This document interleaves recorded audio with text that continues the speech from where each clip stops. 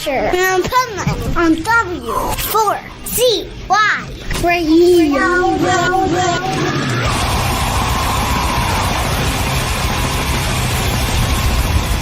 This is the Pipeman here on the Adventures of Pipeman W4CY Radio. And again, we are back with the Positively Pipeman segment with our weekly special expert.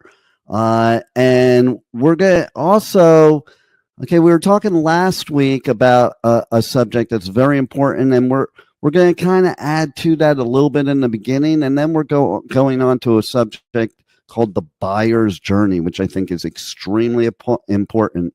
So with no further ado, let's welcome to the show, Michael Barbarita. How are you? Thank you, Dean. I'm doing great. How you doing? I'm doing phenomenal. It only took me the third week in July to get over my jet lag and say your name properly. There you go. That's progress. Right? That's progress. So yeah, I wanted. We talked about in the last show. We talked about the inside reality versus the outside perception, and how the inside reality in most companies is great, but they never communicate all those advantages of that inside reality to the outside world, and therefore the outside perception is that they're like everybody else, where the only differentiator that the prospect has is price. And so the other thing I talked about was that, not many business owners go and look at their competitors' websites. And when I ask my clients to go and look at their competitors' websites, they find that they're very similar in many ways, and that they use what we call I hope so marketing. And let me explain I hope so marketing. So I hope so marketing is terms like largest selection, lowest price, best service, high quality, most professional. We're insured. We've been in business for 400 years. We're family owned. We're honest and sincere. And by the way, the Boston Strangler thought he was honest and sincere. I just wanted to mention that. Nice. Is that how he marketed himself? That's how he marketed himself. And I want to say something having to do with, authors. I always say to myself, come on. And I'm an author, and I never use this term that everybody uses, a number one bestseller. Right. Come on, you can't all be number one bestsellers. That's ridiculous. And it just makes me not believe them at that point. Now you've lost credibility as far as I'm concerned. Exactly. I know. And what I think they do is they pick little segments like, 16 to 17-year-olds were number one or something to that effect.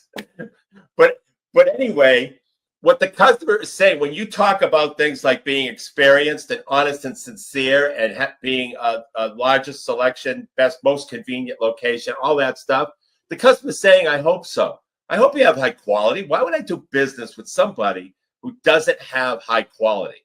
I hope you're professional. Why would I do business with someone who's totally unprofessional? And so, right. And so this is the same jargon that your competition is using. If anybody else can say it, it's worthless. And that's why you have to have those differentiators like a position of market dominance and having that and communicating the actual inside reality so that you can counter that outside perception that you're like everybody else. And so I just wanted to add that from the last segment last week. So that most convenient location, that's a little subjective, right? What's convenient for me may not be convenient for you. That's right. It's just jargon, and it goes right over the head of the prospect. They don't care. Because the next person is saying the same thing. They say, why should I do business with you? Well, we have the highest quality that you can find.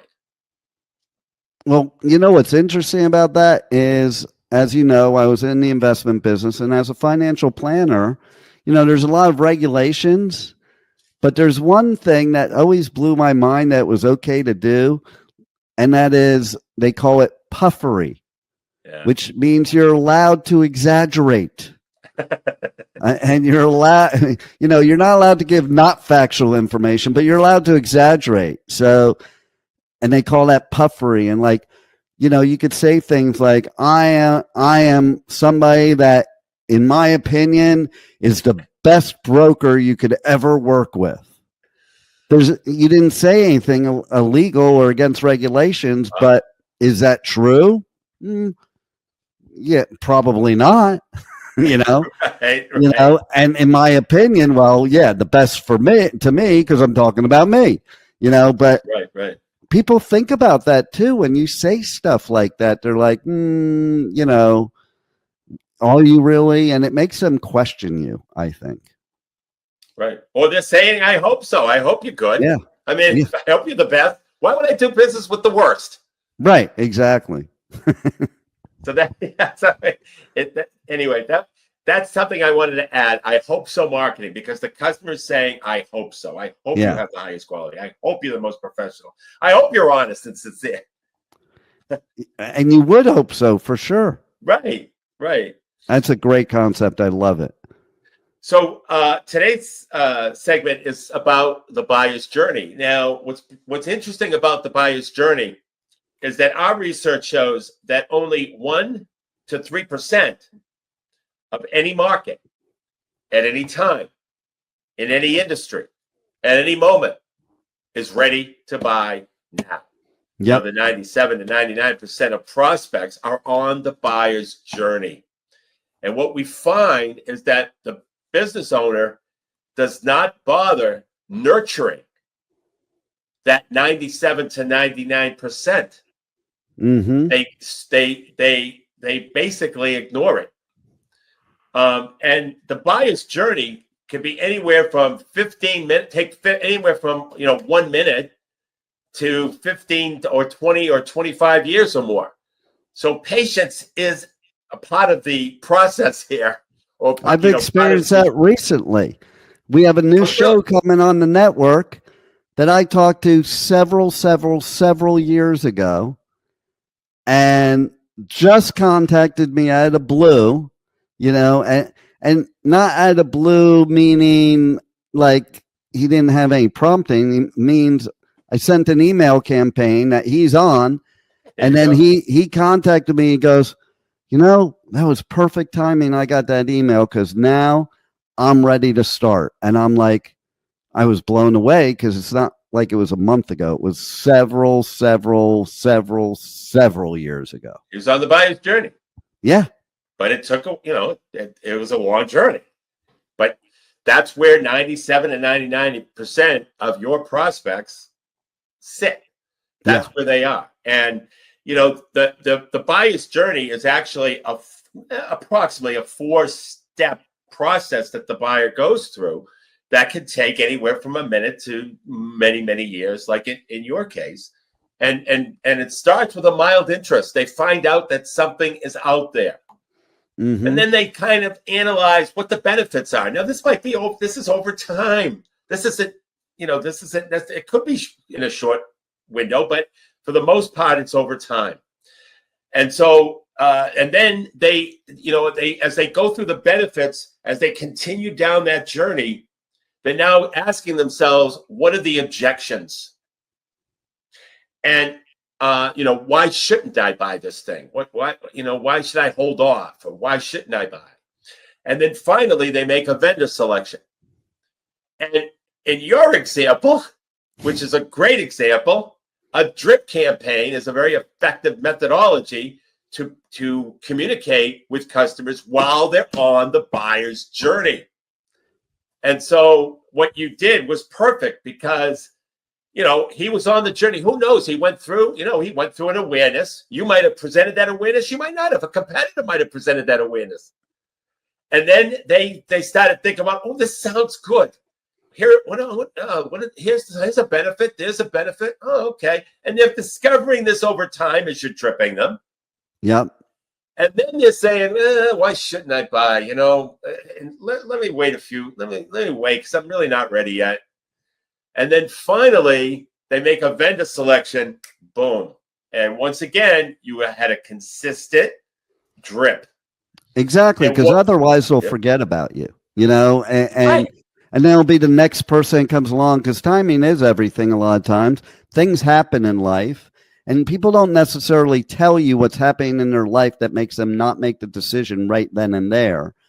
But, what I explained to you has happened to me so many times in this industry over the years, where I believe it. Even with past clients, I'll still market to them over the years, Yep. because maybe something happened or what have you. I had somebody else recently that they had a show on our station many, many years ago, but that business is far defunct at this point. It's not, and now like they see an email and it's like, oh, you know what?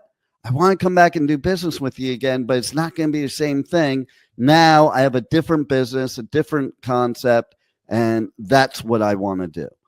So there's many things. I think it's so important for people to know that there's many things that could change in that buyer's journey that could make them the perfect prospect now when they weren't the perfect prospect before.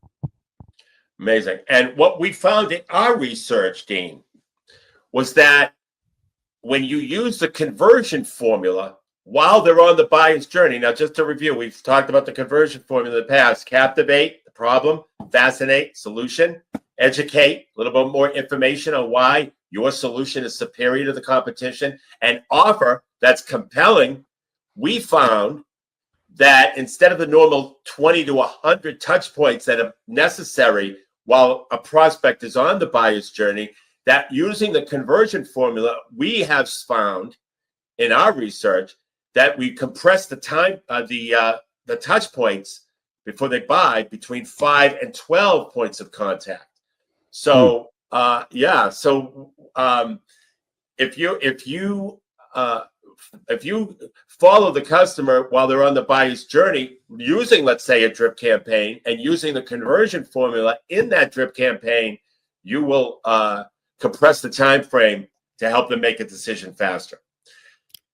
So and so what your example is perfect. It's happened to me too. I've had clients that first talked to me 15 years ago and just weren't ready. And then as time went on, you keep dripping on. And by the way, here's another thing. That particular client that I'm thinking of, he called, I first contacted him in the 15th year, and then I kept dripping on him. He called me like 5 years ago and still wasn't ready, but just called me to touch base. I've had that too. yeah. And then the 4 years ago, he just touched base again. Because something in the drip campaign got his attention. And then, 2 years ago, he and then finally he jumped in the boat. So it's really fascinating, but that's where most prospects lie. Everybody is going after the 1 to 3%, and they're banging their heads against the wall because they're all going after the 1 to 3% who are ready to buy now, where you don't need to stop going after the 1 to 3%, but you have to start nurturing the 97 to 99% that are on the journey. They'll be the longer lasting clients anyway, because those people that take that long usually are the longest lasting clients. Right. And they're the most educated in terms of knowing what you do and how you do it. Yeah, exactly. So what else do we want people to know about the buyer's journey? Well, I think that there's several strategies for addressing it. What's interesting too is that I can't tell you how many clients, because we business owners are so immersed in our business. We think that that if a prospect has one point of contact with us, or even experience us as a customer, being a client or a customer of yours, we think they'll never forget it. Never forget it. And so we never tell them about anything else. For example, I have a client who is a roofer, and he sells gutters and siding as well. So he's selling, he's had one interaction with a customer on roofing. Oh, that's it. They can call us back for siding and gutters. They have no idea you do siding and gutters unless you did a drip campaign to rejuvenate those former customers. They have no idea. And so, but because we as business owners are so immersed in what we do, We think that only that somebody just needs one touch point, whether it's and certainly a customer who's experienced us and loved us, they'll never forget us. The fact is, they do forget you. Exactly. And the only way you got to stay in contact. You have a 34% chance of selling to an existing customer versus a 30% higher chance of selling to an existing customer versus a cold customer, someone who hasn't experienced you yet. Oh yeah. So reactivating former customers is another drip campaign and another, because number one, I do it all the time. You come up with new stuff, right? You have new products that you're presenting. You're adding more value to an existing product that they didn't know about. All that stuff. Yeah. It's amazing. It's amazing how business owners overlook things that are just right in their domain, right in their grasp, right in their wheelhouse. Well, and sometimes those new features and services that you add are what would have made them make the decision before. Right. But you didn't have it. Right. That's right. That's right. I mean, you're always innovating at some level. Yeah. Coming up with new ideas. But what happens is business owners go after the 1 to 3% with those ideas, and they don't tell the 97 to 99%, especially their former customers, not to mention other customers that are on the journey. Yeah, and to prove the point, when I do mass email campaigns and I have, I just got back from this and we have all these new innovative things we didn't have before, that's when I get the most responses to email campaigns. I'll bet. And it's usually previous people. And they're like, oh, well, what's going on now? Amazing. Give everybody out your contact info, any additional info you want to give them at this point. Love to.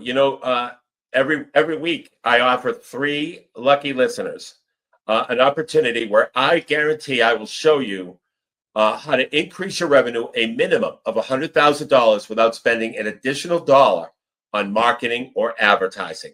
And to do this, I can only handle 3 a week. So go to nextstepcfo.net/contact, fill out the contact form, and in the message section, put 100K.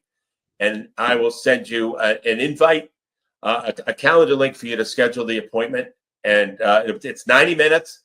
But I promise you, you'll see how you can generate more than $100,000 of incremental revenue without spending any additional money on marketing or ads. That's and by the way, most incremental revenue falls to the bottom line. That's true. Well, again, you were a wealth of information, and we look forward to hearing from you more because I have you, because you're such an expert, on my show every week. And so thanks for everything you gave us this week, and we'll see you next week. And thanks for being on the Adventures of Pipeman. Thanks for having me, team. Thank you for listening to the Adventures of Pipeman on W4CY Radio.